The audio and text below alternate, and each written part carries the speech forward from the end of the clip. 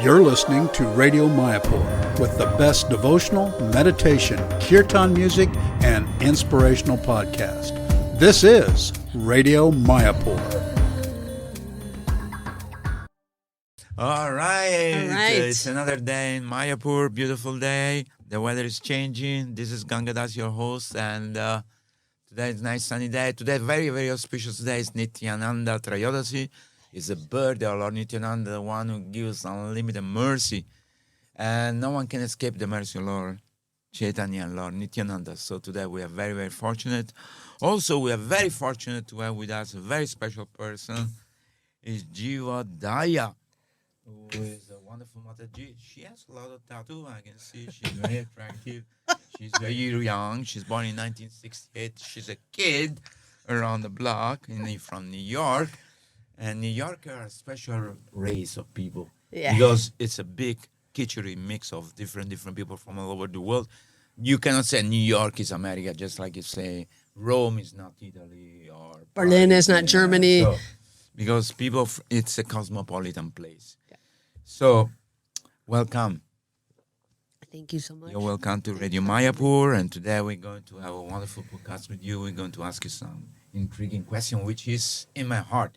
I'm watching every day Wisdom of the Sages, and I always hear about this, 12-step recovery group. The Bhakti recovery group. Bhakti recovery group. Well, so I say, wow, when I saw you, I say, I am going to ask this wonderful Mataji to come and do a podcast with us. And you agree immediately. So wonderful.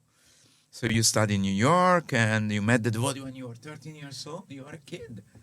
And then at one point, when you were 23, you decide to go deep into your spiritual life. 28. 28. Oh, sorry. 28. Oh, sorry. 28. Yeah. Tell us a little bit about your family, where you grew up, what you were doing. All right. How was the scene at that time in New York? All right. Because New York is special. Yeah, it is very special. New York is like you said, it's a whole different breed of people. I was raised in an artist family. Both of my parents were actors. And I was raised with a lot of people in the theater, a lot of extra personalities, and a lot of arts and stuff like that in my family, and a lot of mental health issues as well. Of course. So, that being said, I was born and raised in the city. When you're from New York, we just say the city. So I was born and raised in the city. I started to get into a lot of trouble when I was younger. I had a lot of anger issues, and I would say a lot of freedom, probably way too much freedom than I could handle. The only child, or your sister, brother? I have a brother.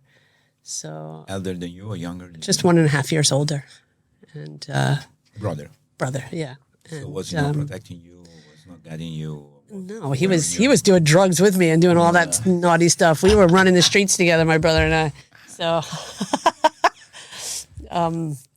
we were partners in crime. We had this sort of the same people we hung around with. So I had lots of freedom growing up. Because your father and mother, they were busy doing something. Well, yeah, and it was like they were like kind of liberal, like kind of hippies. Like, let them let them explore, let them do this, let them do that, And I was running. Figure out what they like, what they want to do. Yeah, exactly. Well, in one way, it's good. In one way, it's good. In another way, it's not good. Somebody to tell you, hey, there is some limit. You can't go over this. You can't do this because maybe you end up in trouble. Maybe. Exactly. And I can say though that even when they did try, I was not listening. There was I was very unruly. I didn't want to ever, rules to me meant like, why are you trying to strangle me? Like that kind of thing. That don't strangle me. Kind of, yeah, me too. Yeah. Mezzo. Up. Just a little bit. But when I was about 11, I started to just smoke cigarettes and start to smoke grass, and 11 and 12, and then yeah, and at one pretty young, 11 years old. I guess, yeah. When I look at my children who were 11 at the time, I was like, oh my gosh, I can't believe it, But actually, I used to steal the weed from my parents. So it wasn't like Yeah. They were smoking. So it's kind of like that. Yeah. My dad not, but my mom. They were divorced. So my mom lived a few blocks away. So I would kind of, yeah. There's so much to go through. Let me just keep this really short. When my parents got divorced, my mother moved to a very sort of upper middle class suburb of the city and took us with. Which part of New York you are? I'm from the Upper West Side. Not the Bronx, I'm saying. No, the Upper West Side. But back then in the 70s, it was a very, like you said, it was a kitchery. I mean, you would have like 2 blocks away. Like I grew up like between 97th and 98th in Riverside. And my building was pretty okay, like low to middle class, just, low to middle class income. And then on the sides, between like on 97th and 98th Street going up to West End Avenue, there were just like welfare hotels. I don't know if you know what that is. Like back in the day, it's like single room occupancies. So very mixed. I mean, then the street, and then the street after that was like more rich. And then it was only Puerto Ricans, and then it was just Haitians, and then a lot of Jews, and the Italians were in Brooklyn. None of my neighborhood, there was no Italians. It was just like Puerto Rican, Jewish, Haitian, Dominican. Yeah. ¿Habla español? Sí, un poquito. Todo el mundo habla español. But only the bad words, which I don't say anymore. But so I guess also the fact that your father and mother were not together, so they didn't give you kind of stability, maybe. Yes. You're kind of exactly thoughtful and thinking about what am I going to do in my life? Let me try this, let me try that. Right? Yeah, I think, of course, looking back, yes, I can say that. Back then, I didn't think anything of it. It wasn't anything conscious. The flow of friends and people took you in different places, different music, different stuff. What I'm thinking is, I really believe it's not that my parents were bad parents. I truly believe they didn't understand the person that I was. And if you don't understand your children, you can't really work with them. And I don't blame them for that. But I just know that very early on in life, I remember, I'm going to tell you one little memory, if that's okay. I was sitting under my kitchen sink. I used to sit under this kitchen sink. I don't know why, because I just did. And I was very young. I don't think I was more than 6 years old. I might have been 5. Very, very. And New York has these intense sunsets like here in the Ganga. Super beautiful. And it would go, and you'd see the sun setting down on the Hudson River. My kitchen faced West End Avenue, and there was a huge building there, and you can see in the reflection the sunset from behind the reflection. And so I watched the sun go down, and I thought to myself in that moment, I got so terrified. I was extremely terrified, and I thought, and I reflected on the reflection, and I thought, what if nothing is real? What if I'm not even here? What if it all doesn't? Dream. Yeah. And it scared me. It scared the lights out of me. I was so afraid after that point. I felt like I didn't have safety. I don't know what that was. But so those are the things, that I believe that those are spiritual experiences. And if you had somebody in your life to explain that Vedically, it would have given me a floor. But of course, my parents didn't know that. So, yeah, so that's, so that was like, I think that was a knot. It makes you very introspective the moment you start to think, what if nothing is real, and how everything works. And even like on the reflection of what you say, when I was a very small kid, I was thinking, how is possible this body work? I'm not controlling my breath. And I try to control my breath. I say, I can't control it. How the heartbeat work? How does everything work? I couldn't figure it out, and I was shocked. Did it scare you or no? Yeah, it's scary. It's a scary thought as a kid, because you're like, I mean, even in psychology, they have like, different growth periods and like discovering the me in the world, the separation of me in the world, and all of these things. And that could all be in a spiritual lens.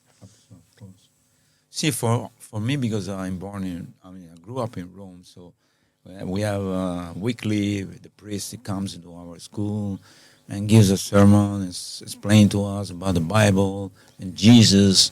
But when you ask questions to them, they don't know much. They say, no, you have to have faith. You have to figure it out. So it's like, was not very scientific, it was not very spiritual. And this guy was smoke cigarette and say, you children should not smoke, it's not good for you, don't start smoking. Do as I say, not as I do. Yeah, so I was thinking, what do you mean?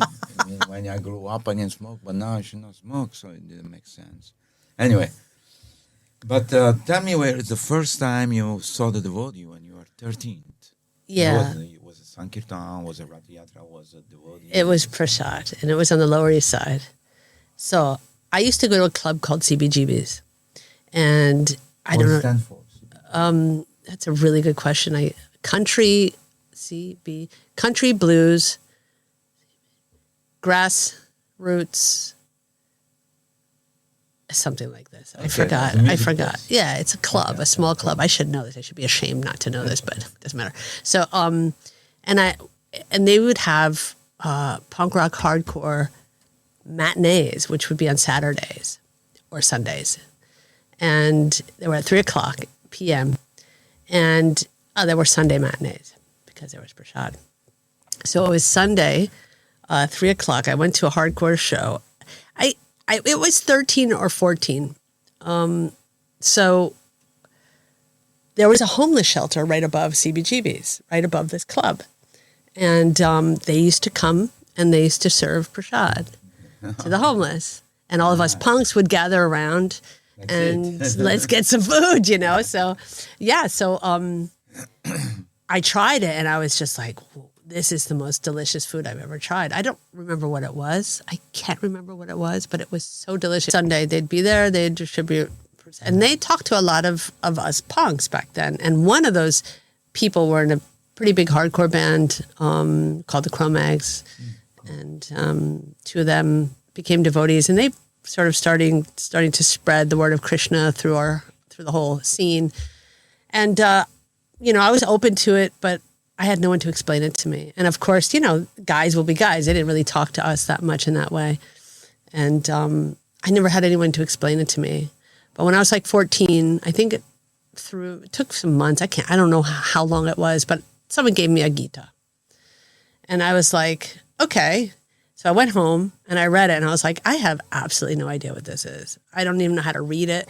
I didn't know anything. I was like, what is this? What is that? Names. Somebody. And then I was like, what is this letters? Like, what is that? And I had no clue. And I just thought, but these pictures are so beautiful. I ripped them out. I put them on my wall. Wow. And I just had them on my wall. And, a few years later, when I was about 16, friends of mine were Kaustubha Das back then. We were all punks back then. And Raghunath Das, we were right couple.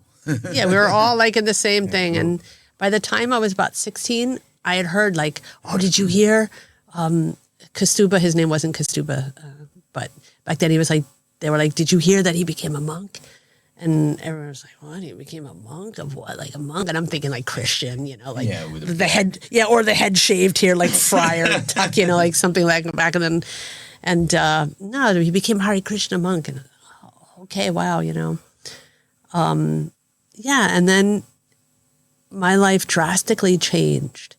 Not in a good way. Okay. Not in a good way. So by the time I was 14, I think my parents sort of gave me the ultimatum: either I get a job, go to school, because I was not going to school. I did not like school, and I was in the city on the weekends, because when my parents divorced, like I said, she went upstate, and I hated it up there. It was horrible. It was like conservative. I mean, we got greeted with like swastikas on our barn, like Jew go home, and like we didn't really take offense. We kind of thought it was funny. I didn't even know racism existed until I left New York City. I hadn't even known that it existed. So I was like, is this a joke? Are they playing a joke on us? It's so stupid. Anyway, I never felt comfortable there. Never felt at home there. Never liked the people there. It was just, I just didn't fit in. And so I would just like refuse to come back from the city because I would visit my dad every weekend. And one Sunday, I called my mother and I said, I'm not coming home. I'm not going to school. And she just said, okay, I will be at the train station on Monday morning at 7 o'clock before school to take you to school. If you are not on that train, do not come home. That's it. And I was like, yeah, I did it. I won. I'm out of here. So You that didn't was see it. your mother again? Not till later. But I saw my dad, and he kept saying, hey, you can come and live with me. But my mom was very much, yeah, only with these rules or those rules. And I was like, I don't want any rules. Leave me alone. So I just did it. I hitchhiked across America, got into all kinds of adventures, all kinds of trouble, all kinds of fun. We like hitchhiked with like $6 in our pocket, just like getting chased in Texas, like with shotguns, getting like, it was crazy. In the 80s, in like 80, what was it, like 80, 83, 84 with blue hair in Texas. That just didn't really go over very well. So, yeah, so it was an adventure. Eventually I wound up going back to New York. And I started playing music. I'm a musician. Oh, I would not call myself. I play music, Double instrument. bass and drums, and I sing. And but anyway, I wouldn't call myself a musician. I would say I like to play music. Yeah, I'm not like someone who'll sit home and like practice and anything. So. Yeah, that's how I started with those. You play bass? Yeah, I play bass. Oh, cool! I like that. So, Next time you come, if you want, I'll give you. yeah, let's jam. I'd love that. So, Music is something which is therapeutic, I felt. my God. Always. saved my life. Like, because when you go into music with other people and you play music, I used to sing blues as well. And, it's something that you really enjoy doing, and it's some kind of expression from your heart or from your soul or something. That's my experience. It is. And hearing it too. I used to, before I found drugs, I would literally dive into music. It was like my escape from everything. Music saved my life. I can only say that. It just saved my life. Like music it's always been the most important thing in my life until God consciousness and then Krishna consciousness, which is the same thing, but different name. We'll get into that. What type of music you used to listen? Because I'm from before. Everything. Floyd and Rolling I love all that. Stones I love all of that. Friends apart. Yeah, I love all of it. Love it. Love it all. Yeah, all of it. So that, because we are all older than you, so we used to sing, Well, you're not much older than me. You are not much older than me. You like to say that, but you're not much older than me. Because that was the 70. You were on the 80. In the 70, a lot of this group came to Rome and played music. Yeah, of course. So well, we used to see them live. I also have seen them all live, and but yeah, I mean, it's like I love jazz, I love rock, I love punk rock, I love hardcore, I like house music, I like techno, I like anything that's authentic and good. The only thing I don't really like, I don't like Kenny G elevator jazz. Like I can't hang with that. I just can't hang with that. And I'm not so. For me, for example, I cannot understand that modern techno music, punk rock. I don't, because in our time there was no punk rock. Yeah. The hardest punk rock was the Deep Purple. Oh, I love That's Deep it. Purple. After that, That was so great. we became devotees, so we didn't grow. I mean, we didn't follow the spirit, the music when it went to rock and punk rock and whatnot. Yeah, it's we a don't know. generational We thing. just It's did that. also a generational thing. I Yeah, mean, it's our generation was angry. Like if you We were hear angry. techno, Yeah. what is this? It's all computer music. Yeah. And it would feel weird. And I remember my grandfather said, what is this music you listen To you, yeah, So exactly. I would say the same thing to somebody. Listen, what is this music you listen? I say this It's a with my generational. my daughter. I had her when I was very young, so I liked her music as well. But my son, he's 19 now, so in his music, I mean, actually, he has a lot of good taste, But the newer stuff that he likes, I'm like, what is that? Like, I have no idea why you would like something like that. So, but it's a generational thing. It really is. And I think our generation, especially kids like us who grew up in the 70s and into the 80s, we were angry. It was like the Reagan administration, and we were just like, we were politically angry, and we didn't want love and peace because we obviously saw that it didn't work.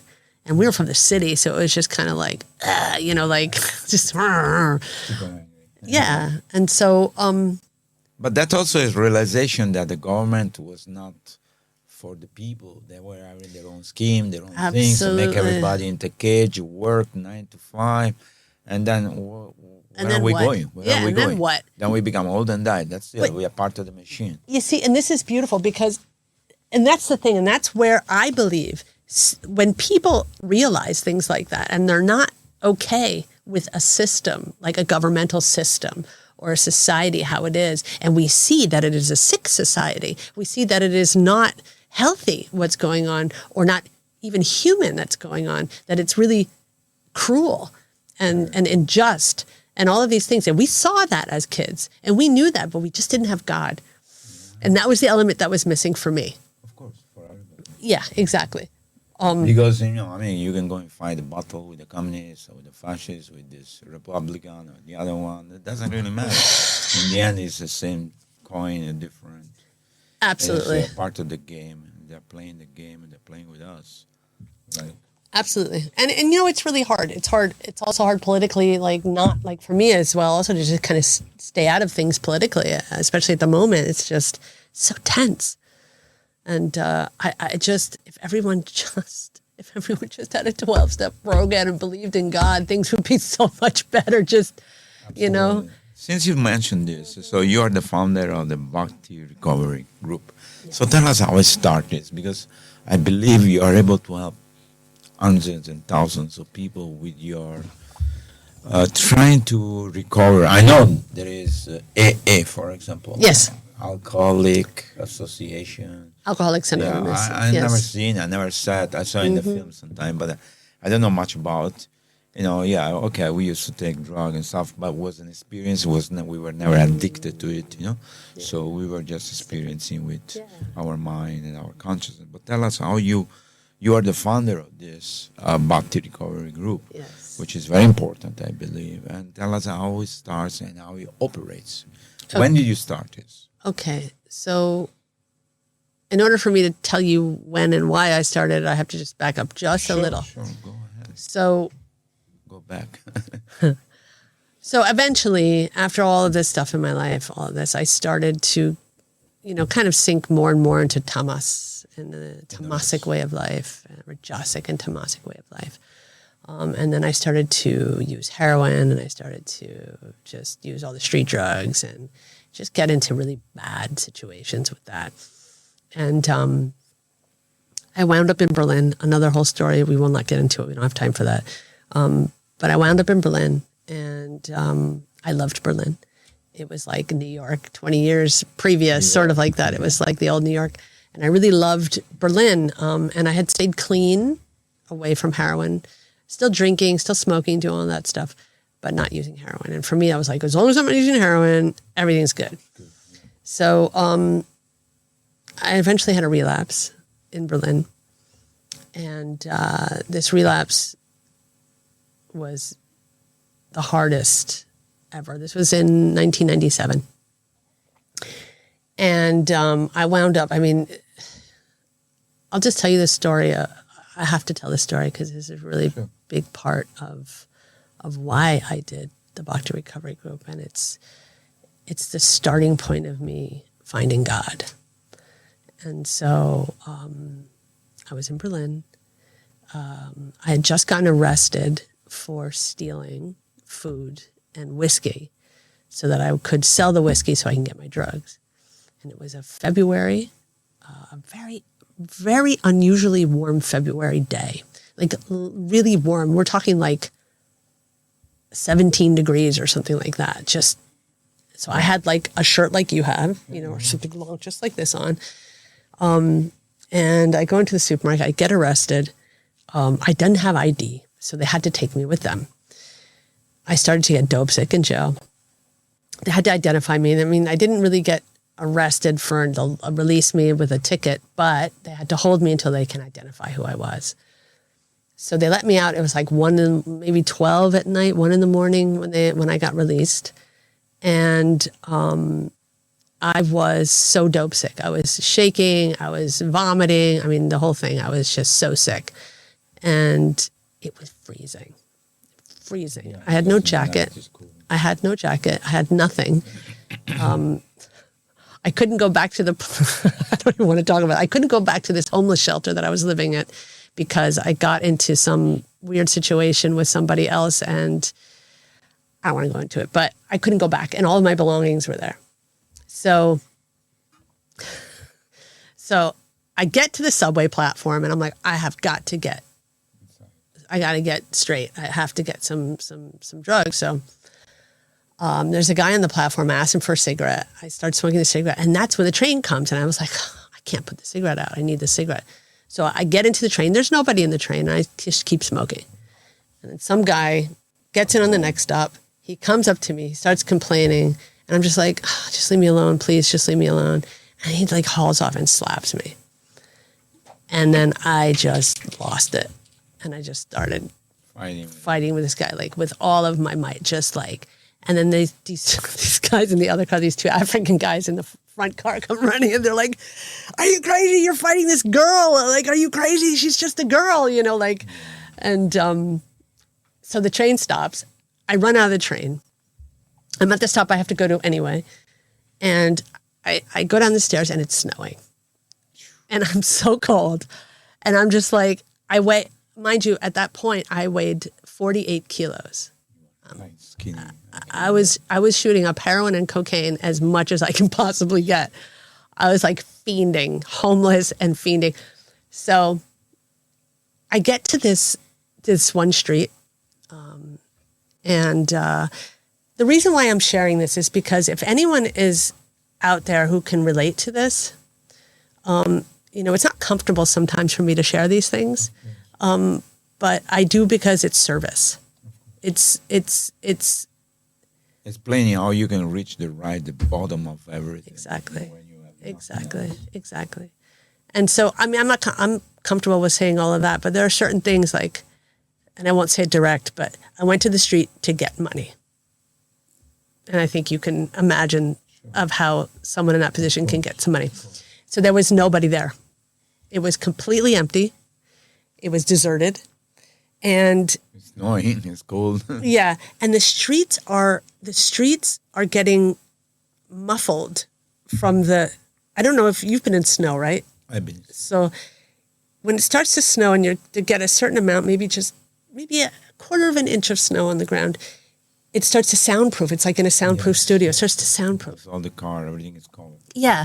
And I'm looking down this long street, and then there's these street lights all the way down the street. And I was looking at how absolutely beautiful that looked in that moment. And I was just like, whoa. And I see the snow falling in the rays of light. The street is straight. I'm standing literally in the middle of the street.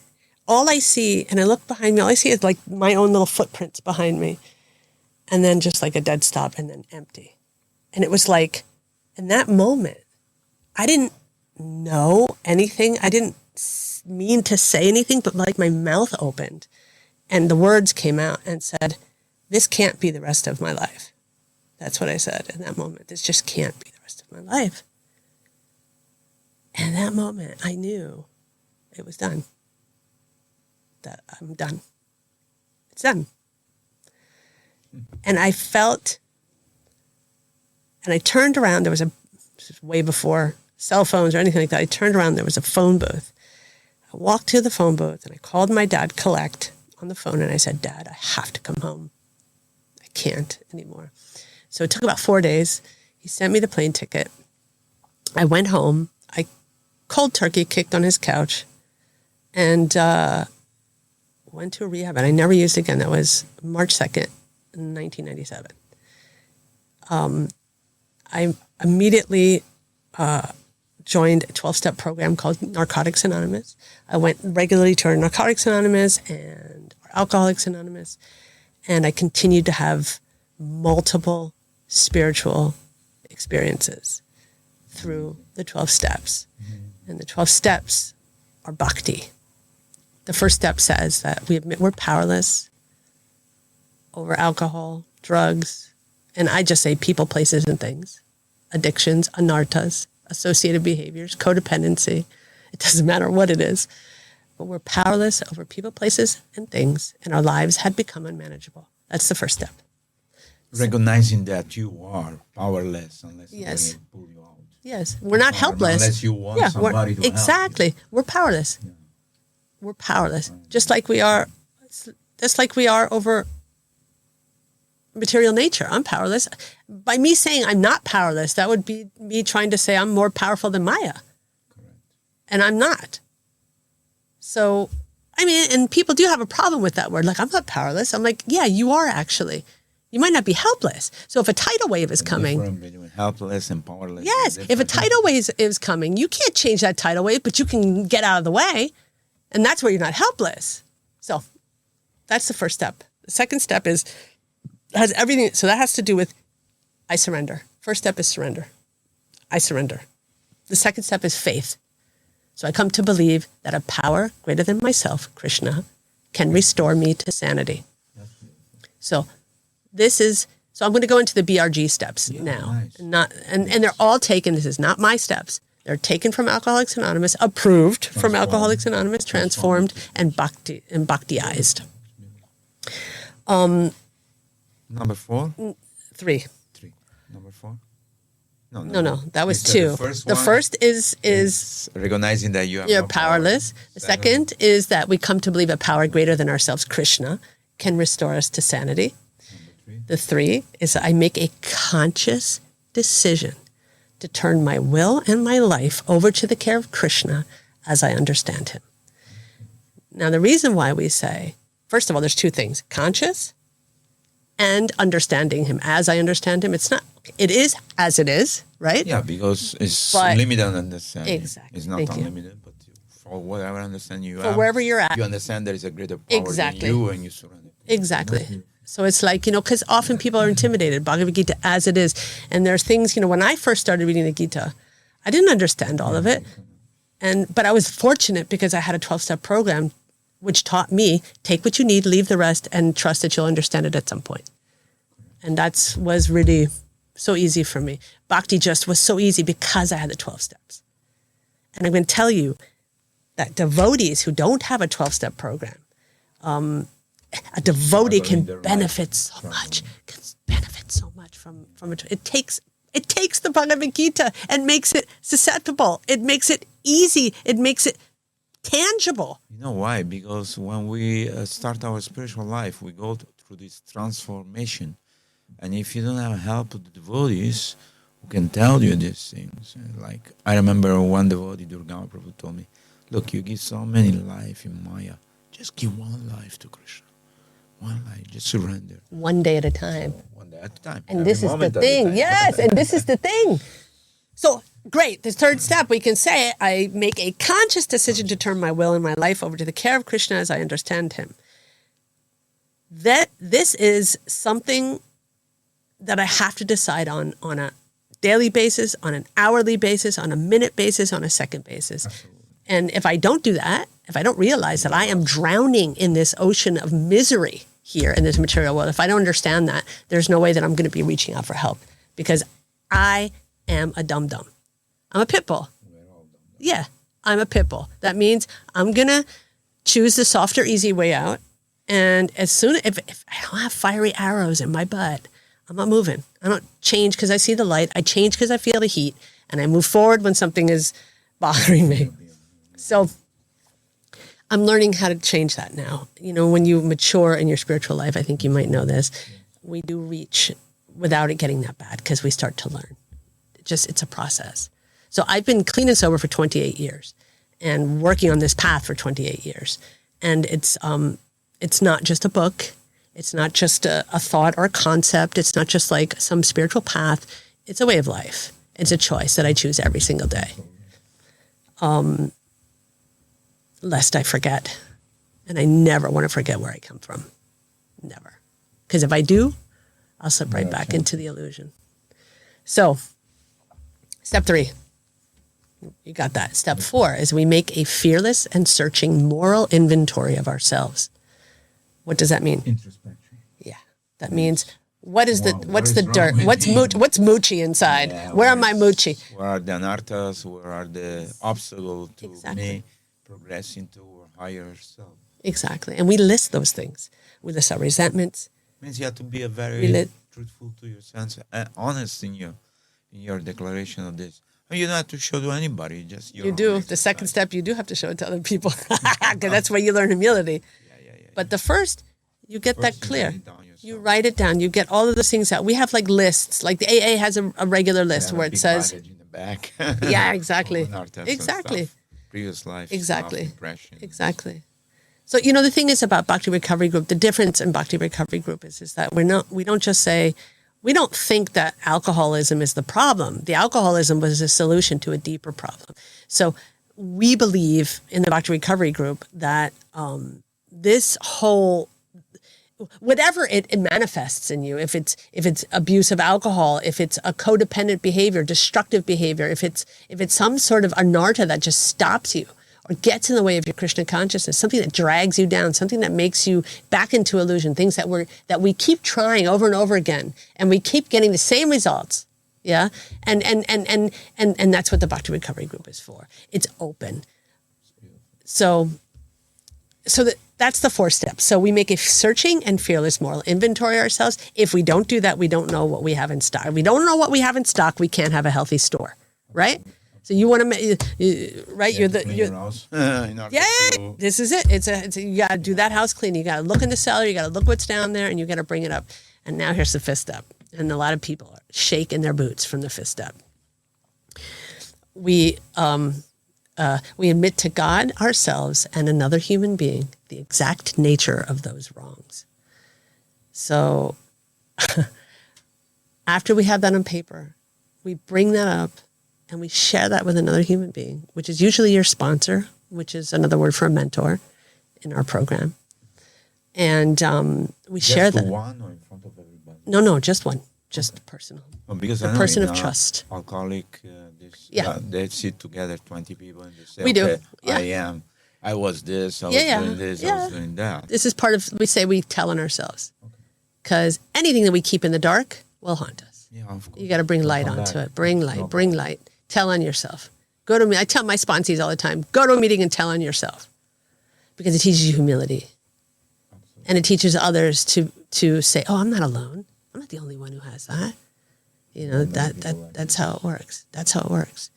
So in the 5th step, that's what we do. We admit it in front of God, which is like to ourselves, because often we just lie to ourselves, and another human being, which is super humiliating sometimes. It's humbling to do that. These are some of these things have never been spoken, ever. Well, in Christianity, we go in the church and sometimes yeah, exactly. confession when Yes. you don't see the priest, you're in a box and say, okay, son, tell me what's your sin. Well, Father, I sinned. I did this. Say, okay, don't worry. God is forgiving everybody. Try not to do the same mistake. Just few prayers and try to be all right. Yeah. But, it's difficult not to make the same mistake because you are addicted to that mistake. Okay, so... Or your friend Yes. influence you to go and do the same stupid things, which is they can drag you down, but everybody, you're scared. You're Yes, sick, of you're course. this, you're Of that. course. But that's where the 8th and the 9th step come in for that. But anyway, Go so slowly, so we have the first, powerlessness. The second is an act of faith. The third is an act of giving your will and your life over. Another act of surrender. Letting go. The 4th is cleaning house. The 5th is telling on yourself in front of God and another human being the exact nature of what those things are. The exact nature. Not a little bit. Exactly. And the 6th step is we become willing to have Krishna remove them from us. It's only by Krishna's mercy that we can do anything. we cannot remove it by We can't remove it. So it's we call it a character defect. Whatever you want, an anarta, a character defect. We can't remove an anarta with an anarta. It doesn't work like that. It just doesn't work like that. We get all the willpower we want. It's only by an act of mercy in the 6th step that we do that. So the 7th step is, so we become willing, right? And so the 7th step is that we ask Krishna to remove them, because often we're not willing. But once we see the truth, once we say we've surrendered, once we've had some faith that Krishna can restore us to sanity, that's the 2nd step. I didn't really talk about that. The word sanity, people have a problem with that. Don't have a problem with that word. Sanity just means Krishna consciousness. Anything else is insane. It's just insane. It's insane. And if you can't say that, then go have fun for a while and come back. Come and see me some other time. Exactly. When you're done, come and see me. So, where was I? 7th step, 6 and 7. So sometimes we're not willing to let go of the things that harm us. We're not willing, or we're not ready. Because of attachment? Because of attachment, yeah. So because we think that this thing can give me pleasure. Yes. Correct? Exactly. Because we think or it is still giving us some sort of pleasure. Yeah, of we're getting something from it, or we would like to get rid of it. Or at least we can escape the reality by doing these things. So I don't perceive anymore the pain of this material world. Of the, Yeah, they have it too good. When you get it too good, when life is too good, it's not good. So we become willing. And that's a lot of prayer. You have to pray to become willing. And if you're not willing, then become willing to be willing. Become willing to be willing to be willing. Then be willing to be willing to be willing to be willing. It's just like, we're just willing. It's your desire. Yes, exactly. Exactly. Then Krishna will show us the mercy. And then when we're willing, then we ask Krishna, please remove this. Please remove me. Remove this miserable state. Remove that from me. Please, Krishna. Yeah, we cry out for Krishna. I do. They say if you make one step toward Krishna, Krishna makes 100 steps. And it's true. And it's a fact. It's a life beyond your wildest dreams. When you give your life to God. Podcast I've seen, and I personally experienced that everything comes to a point where you kind of desire to come out of Maya. You desire to know the truth.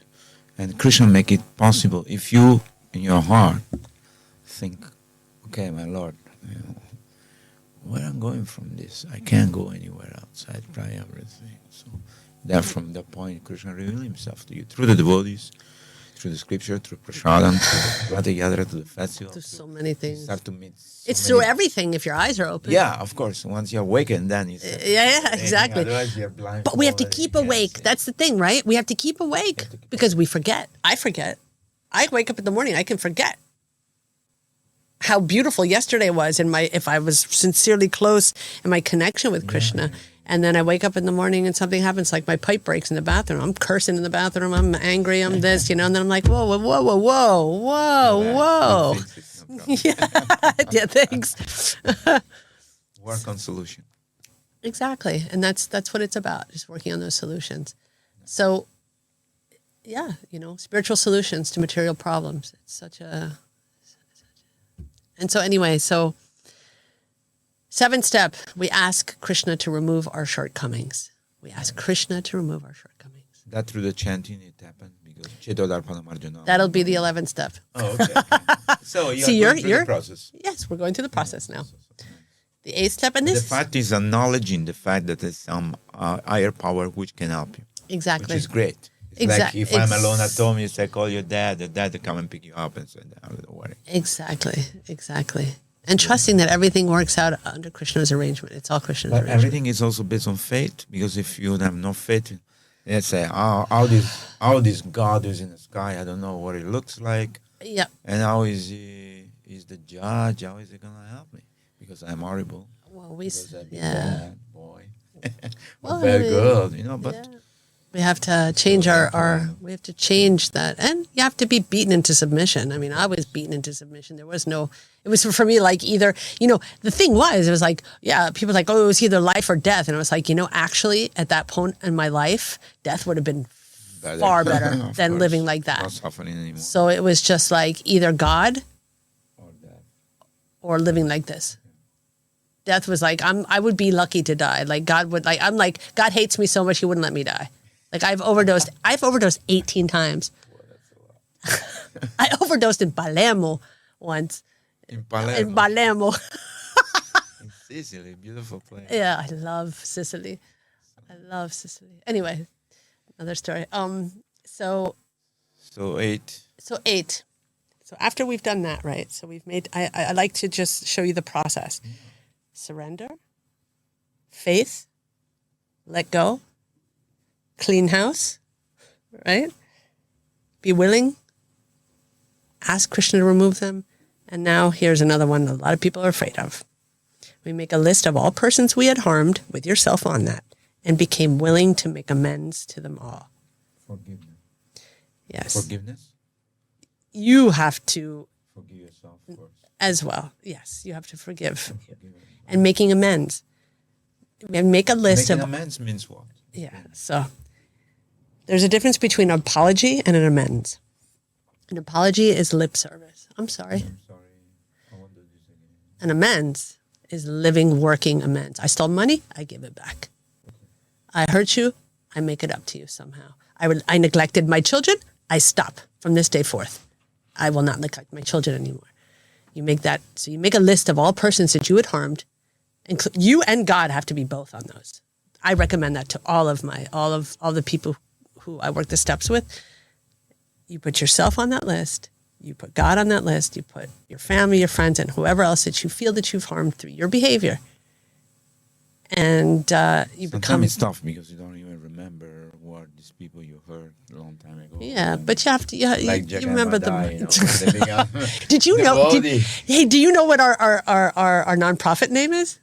It's the Jagai Madai Foundation. The Jagai Madai Foundation. That's amazing, because when they become devotee, the Lord Chaitanya said, go and ask forgiveness. He said, we don't even remember. We were taking drug or yeah, of course. We were drinking, Yeah, we were intoxicated. Then you have to, you just have to ask. Yeah, you just have to ask God. You build this gut, and the people will come and take, and you serve them. This is exactly that. Exactly that. People say, oh, then you have to volunteer at a hospital or volunteer, or do this or do that. So do something. Exactly. Do something for the betterment of society. And what I love about a 12-step program, it fits into any religion or tradition or spiritual path because it is a spiritual path. And it fits into anything. It's like you just take it, put it there. It makes sense. It works. Put it in Christianity. It makes sense. Put it in Catholicism. It makes sense. Yeah. So like it makes you a better person than what you were before. Exactly. So after we've done that, and the 9th step is we make a direct amends to such people wherever possible. Whatever you remember. Yeah, whenever possible, except when to do so would injure them or others. So you say sorry, you make your amends, but you can't this is the only example that I really have. Like you can't let's say you had extramarital affairs with somebody and 20 years later they're still together and you want to say sorry to their husband or wife, you can't do that. Yeah. You'll break up their marriage just because you have to deal with that somehow. So, and you usually do that with your sponsor. Your sponsor will tell you, okay, so when you have that 8th step lift, it's a tradition in Alcoholics Anonymous and Narcotics Anonymous. They just call them sponsors. Mentor? No, they call them sponsors. They didn't want the word mentor because and titles are like somebody used to be. It's a hierarchy, yeah, and we don't want that. Sponsor means somebody will help you. Exactly. And the reason is because we understand on a very deep level that we're all sick. Sure. And some are sicker than others. And some are a little bit more far than the others, but we're all sick. So I'm not your mentor. I am your sponsor. Exactly. Exactly. And switching seats on the Titanic always and thinking that it's going to be different. But the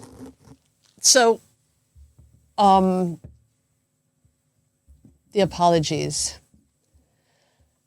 The amends. So those are the things. So you have to take that 8th step. If you take it to your sponsor and you talk to your sponsor about it, and they either give you the green light or they say, no, this one you can't, you have to do this or this. So it's really important that you do this with somebody. Yes. Also because your mind doesn't take you over and thinking, okay, I forgive me, I can see. Exactly. You rationalize. Yeah, you rationalize it. Yeah, you need someone to call you on your BS. Your sponsor will be like, no, that's not good enough. So, yeah. Nice. Yeah, it's good. It's good. It's accountable. You're accountable. So in the 10th step, you remember in the 4th step, we cleaned the house. Like you said, this is great analogy. I use that analogy, so it's great that you brought that up. In the 10th step is we continue to take personal inventory, and when we're wrong, we promptly admitted it.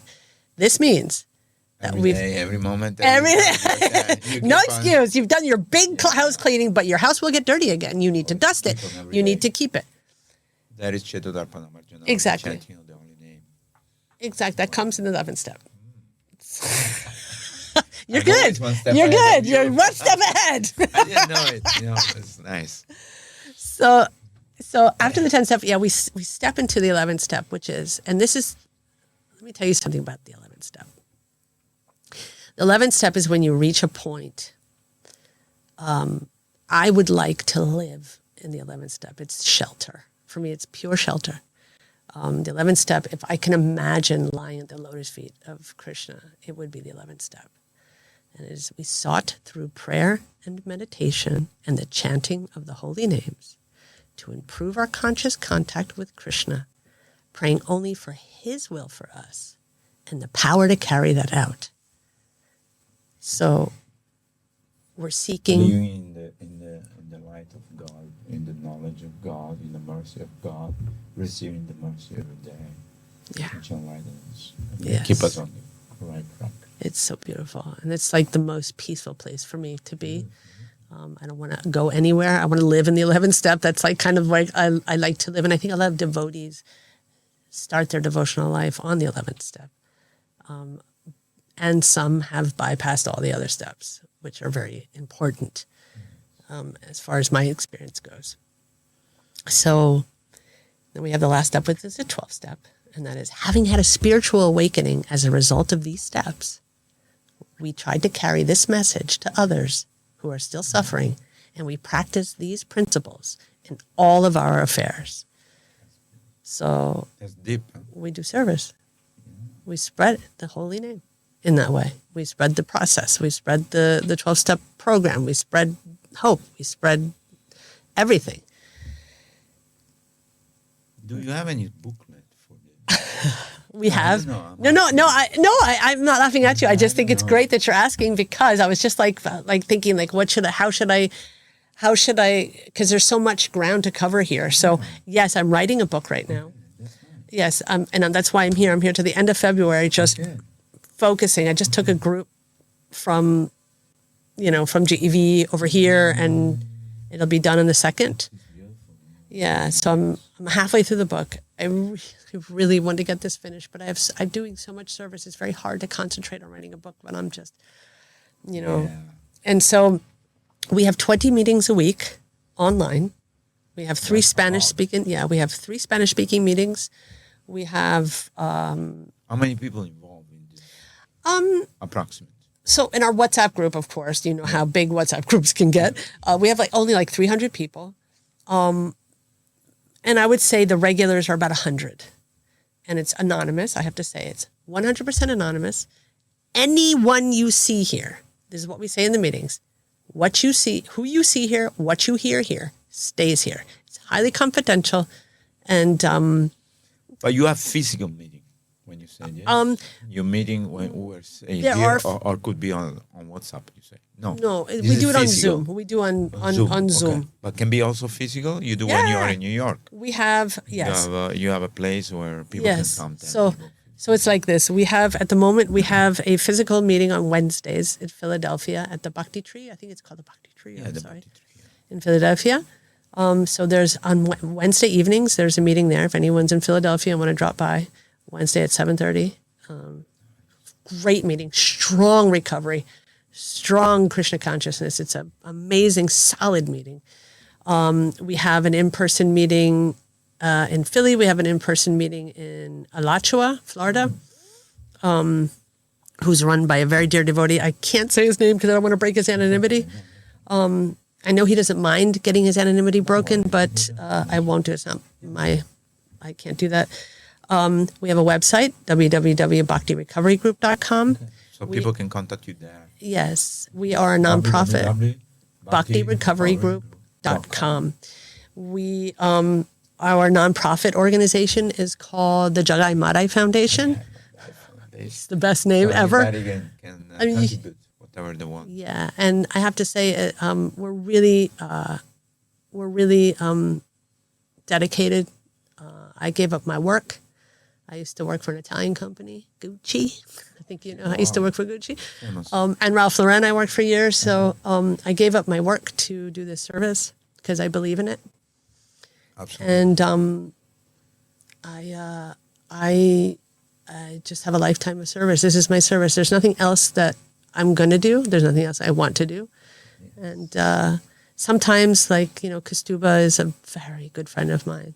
And sometimes he tells me that he is. And I think I drive him crazy. He's like, you're like I think he thinks I'm like an elephant in a ceramic shop, you know, just like stomping around. It's like, I'm going to do it and you're going to get out of my way.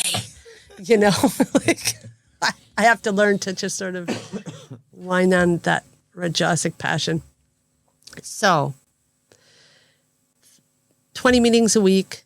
You can find all the meetings online. It costs, we are self-supporting through our own contribution. It does not cost anything. You can join the meetings. The direct Zoom link is there. We have special programs that are, in order for us to fund all of this, we have to make certain like programs that are paid for. Like I'm starting a group, a sponsorship group of a group of people who I go through the 12 steps with to go deeper and deeper. And we do that, and that's like a donation-based program so that I can feed it into the Jagat Madai Fund. Recovery should be free, but we are also very much in need of donations. We're kind of the forgotten bunch. Nobody really wants to. Don't worry, Krishna. I hope so.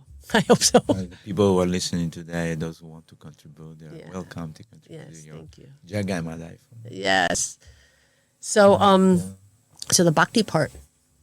So how did bhakti come into all of this? Once the people that get clean up, let's say, in a sense, they are aware, awakened to spirituality. How you introduce your chanting of the Holy Name or reading the Bhagavad Gita or some group which can help them spiritually.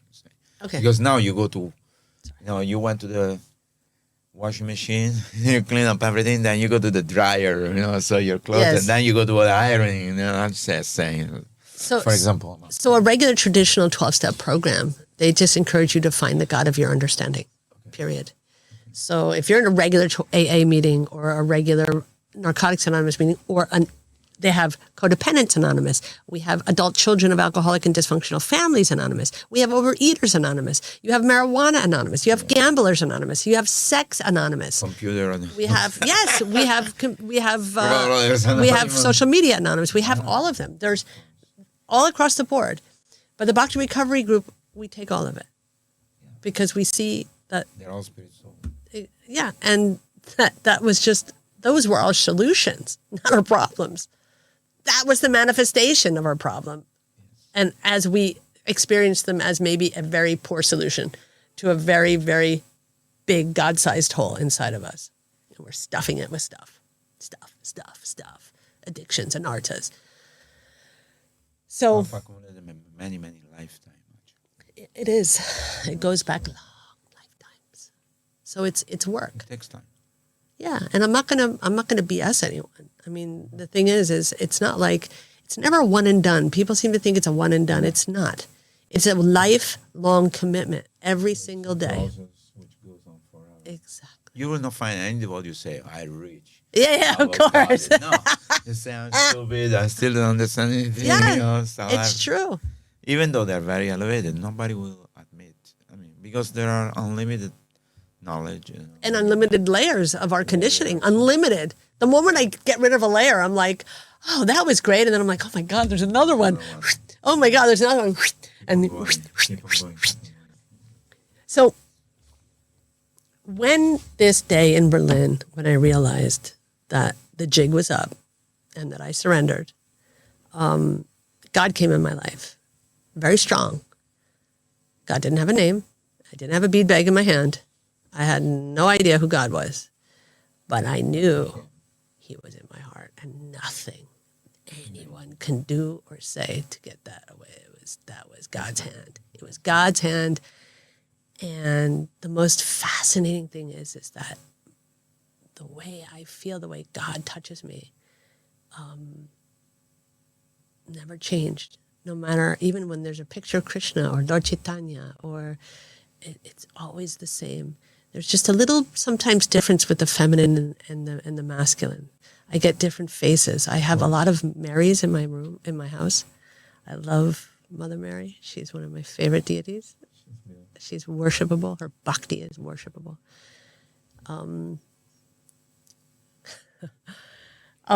So I hit a really bad bottom in my recovery at some point, even with the God consciousness and all of this, and I hit some really hard times. I was clean and sober for 17 years. I had a family. I had a husband. I had money. I had a Rolex. I had diamond earrings. I had everything. It was great. Really nice cars, everything. I had it all. And I was miserable. And I was in a very unhealthy relationship. My addiction turned into a horrible codependency with my husband, who was perfectly good man, but also sick, like me, diseased. We have diseased brains. That's just how it is. And our relationship, I couldn't grow in this life in that relationship. I think differently now as a devotee, but that was before I was a devotee. So we got divorced, and I fell into a deep, dark depression. And we're talking like dark. We're talking planning on hanging myself, and convinced, like absolutely convinced, my children, the world, and everyone would be happy without me. Like, this was convinced. I was like, what do my kids need? A mother like me? I'm useless. I can't even function anymore.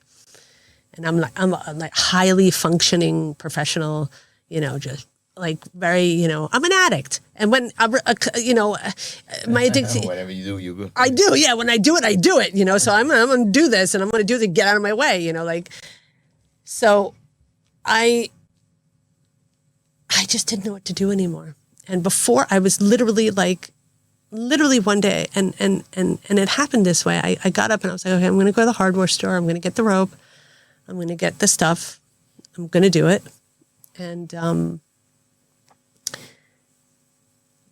for some reason, I didn't. And I texted on Facebook, Kostuba. And I said, Kostuba,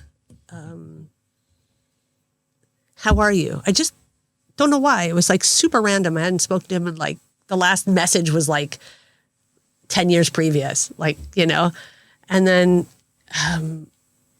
he's like, hey, how you doing? And we just started talking back and forth. And I was like, yeah, I'm thinking about taking some yoga classes. And I know you're a devotee, and he was like, oh, that's excellent. And then I started just kind of just get in touch with. That was it. So for a while, that was it. And then I decided, okay, I'm going to do yoga. And if it's okay, if it works, I'll be happy. If not, I'm going to kill myself afterwards. So ridiculous if I think about it now. I'm going to do yoga. And then if that doesn't work, I'm going to hang myself. So sorry, I'm laughing. I'm sorry for laughing by this. So I started taking yoga I started to take yoga teacher training, an 800-hour yoga teacher training with Hatha Yoga, where you had to learn everything. You had to learn Sanskrit, you had to learn the Gita, it was like real yoga, like not some asana fitness class. I never wanted something like this. And I started to like just really get into, like, we got into the Bhakti chapter, and I was like, oh my God. And I started reading, and I was like, this is like the 12 steps. This is the 12 steps. And it just, through the Gita, I was just like, it was just like, boom, boom, boom, boom, boom. Like, oh my God. Into you, like, everything. Yeah, like 1858, you know, that's the 11th step, like right there. I am your dear friend, Krishna, you know, like, and this and boom and boom. And then I talked to Kastuba again, and then we started meeting online. He saved my life, actually. We started meeting online, and he started reading with me the Gita once a week. And then it just got deeper, and they invited me to come to New York and to meet Maharaj, Radha Swami. And I told him that I'm at a 12-step, and I told him about everything. And I had already started one little meeting in Munich. I was living in Munich at the time. And I started this one little yoga bhakti AAs thing, you know, like, and I didn't know much, you know, but what I did know, I knew like a couple of verses that really went together, and I just started to offer that. And then COVID hit. And like a few years later, COVID hit. And I took it online. And then Wisdom of the Sages, of course. See, I wouldn't be here without Raghu and Kastuba. They are my teachers. They are my family. Now they are my family. Kastuba is my family. Raghu too. So it's like, and they really wanted me to continue with the Bhakti Recovery Group, and they supported me so much. They're always saying it on the podcast. They're just, and they've just treated me. They believed in me where I could not believe in myself, and they got me to where I'm at. And I just want to give that back. You know, so. Somebody said the leader is a person who's seeing you something that you can become better than them. Because they see a potential in you, you know, and they push you in the right direction. And I never believed that. I remember crying at Kastuba's feet. I was like, I'm never going to be a devotee. I'm just too moochy. I'm dirty. I've got dirty thoughts. It's like this. And I was like, how am I ever going to do this? How am I ever going to, you know, how am I ever going to get those layers off? How is that ever possible? And then Kastuba just looked at me. He's like, I believe you can do that, Jiva. You can. And I'm so grateful to them.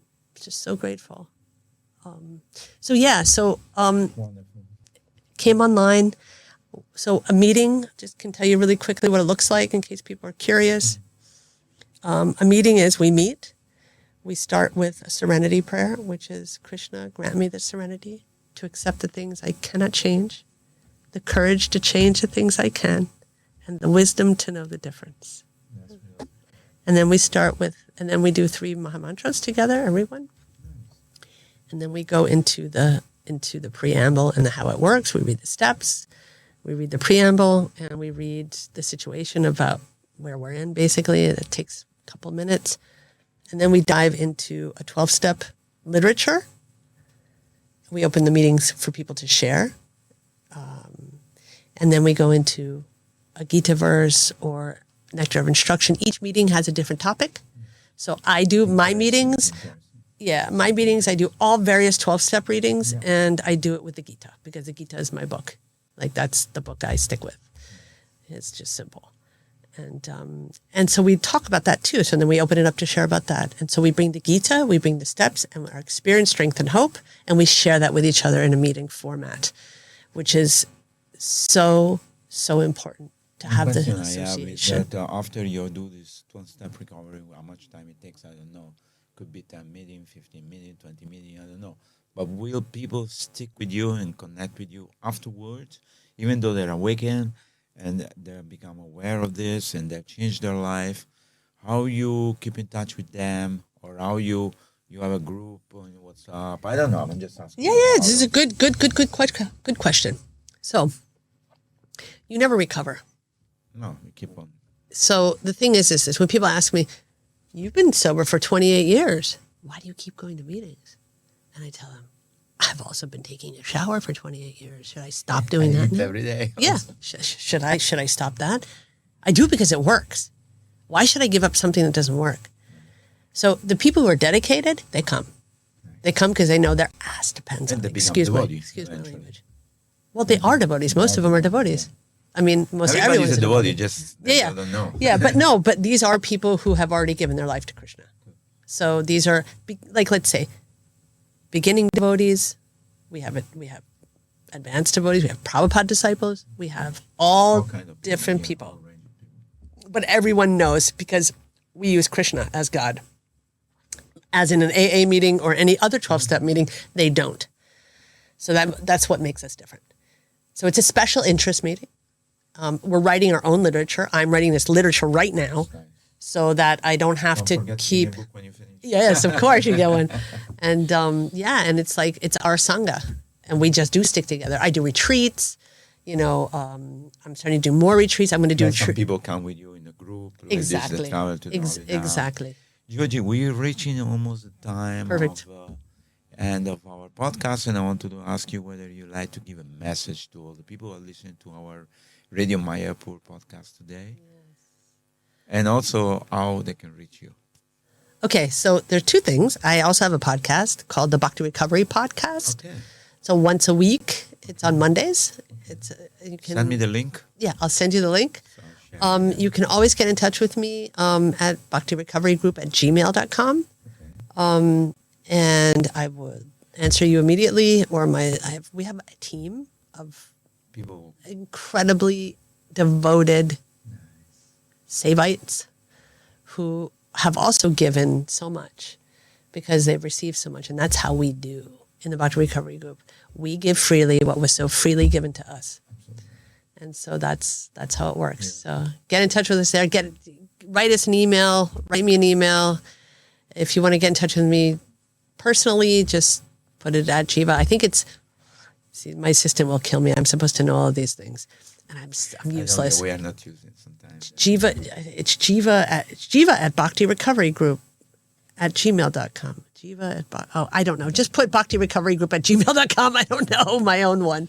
And what is the message for the audience of today's podcast? What is from your heart?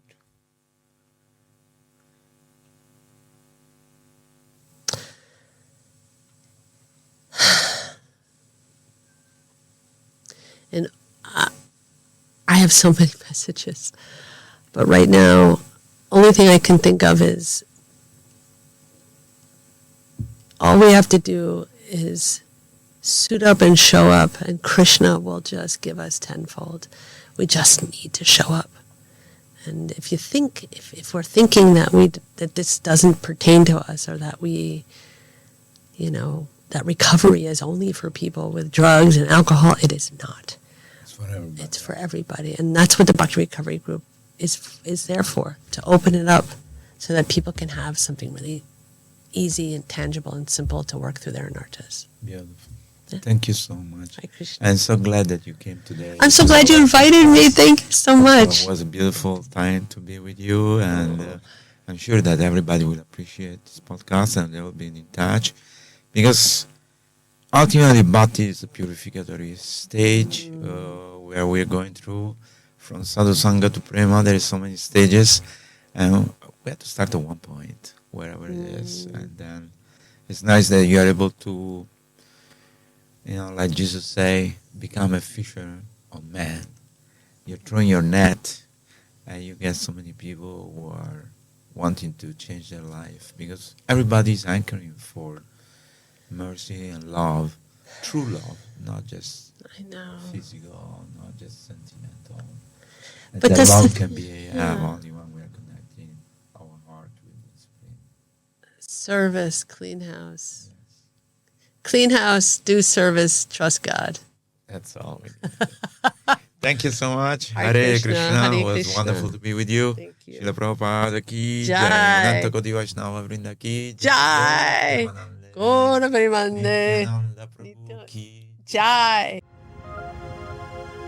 You're listening to Radio Mayapur with the best devotional, meditation, kirtan music, and inspirational podcast. This is Radio Mayapur.